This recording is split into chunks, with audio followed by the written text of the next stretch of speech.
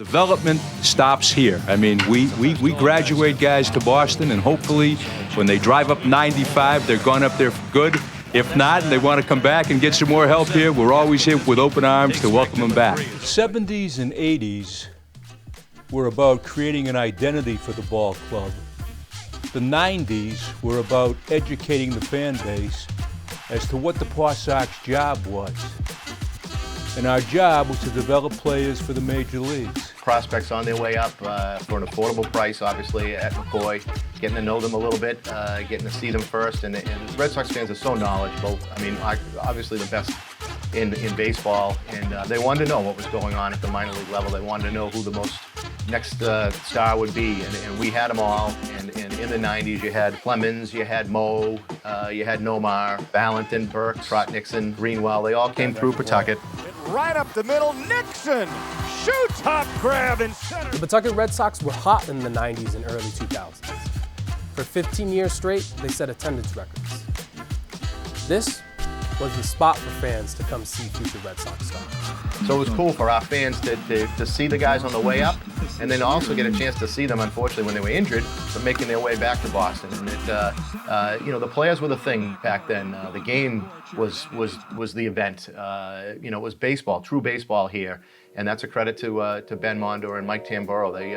They knew that these fans around here, baseball was their thing. It was their passion, and we put on just a good show. Sit down here for 18 bucks, 5544 free parking, and that's it. You don't have to spend another dime.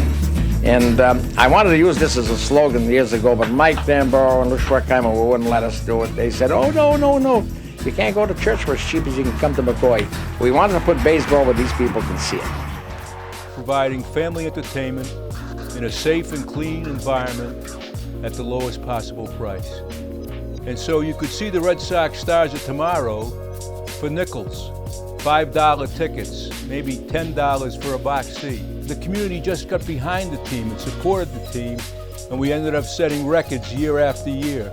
We began the era of the 90s by winning the John Johnson Trophy as the most successful minor league franchise. In 1999, the PawSox needed public money to keep them in Rhode Island. But through support from its ardent fan base, the PawSox were able to keep ticket prices low and renovate their home. They need about $16 million, or they need to move somewhere else. And so that's what they're trying to deal with, and they don't have too much time to make that decision.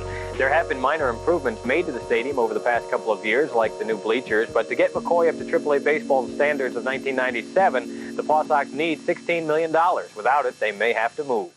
There really isn't a whole heck of a lot that I can honestly talk about, because I think there's a lot of things that are unknowns at this point, and so we'll just keep working toward a solution that just makes sense for everybody. You can't stockpile money with $3 and $4 tickets like we do, but that is my proudest. 20 years later, we still have $3 tickets, and we'll always have $3 tickets, but that doesn't build stadiums. So that's we're kind of a bind of our own fault here in that sense. But have faith, Mike will work something out. McCoy was built in 1942, and it was time to keep the tradition, keep the history, but add some modern amenities that fans would enjoy. And it was really cool to be a part of it, because as soon as the 1998 season ended in September, we saw basically them knock down a lot of the place and then rebuild and renovate and expand, and it was right before our eyes. We remained here.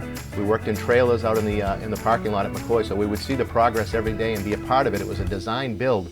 So basically, as they were going along, they would design things, and we were a big part of that. All the work done at McCoy during the 1999 renovation, I'll let longtime owner Ben Mondor give you the tour. We've got a beautiful stadium. After all the hassle and the wassel and everything else, we've got a beautiful stadium. Yeah, you can see the construction, and all the outfield is new, the boards are new, the elevators are new, the lights are new, the field is new. We dug it out completely. You're in the ball game.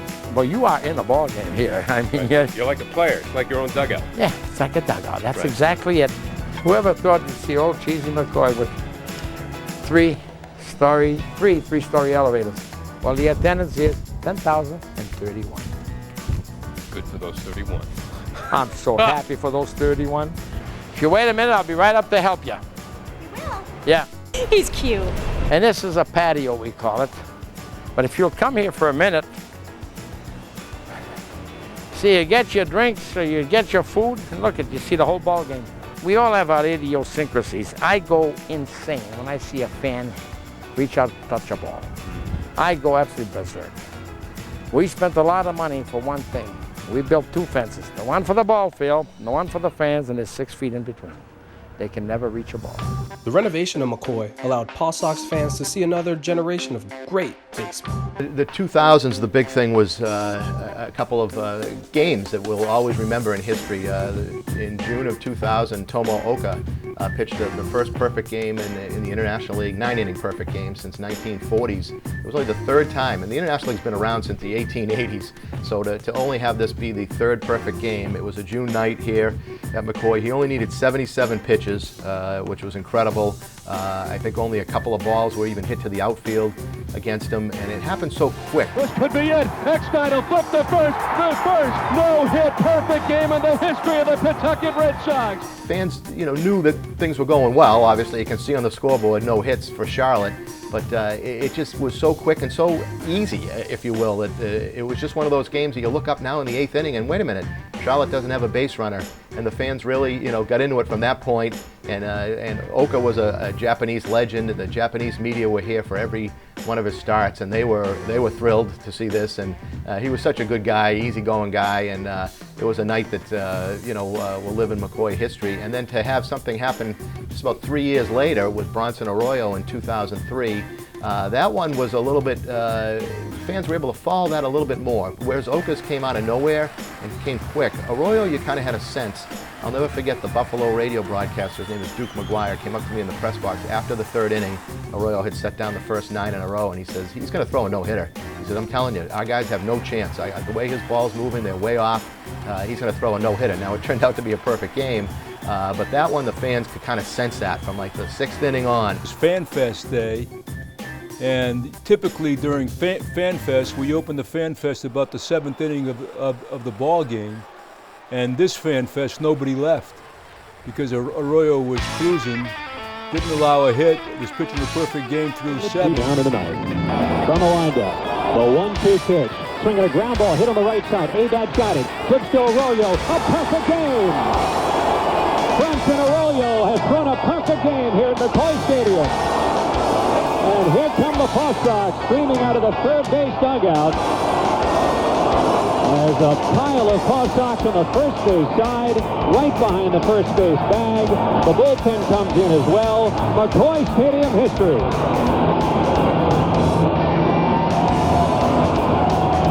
Pencil in Bronson Arroyo, the 26-year-old from Brooksville, Florida. One of the greatest games ever pitched in PawSox history happens today, August the 10th, 2003. You can't do better than that. A perfecto.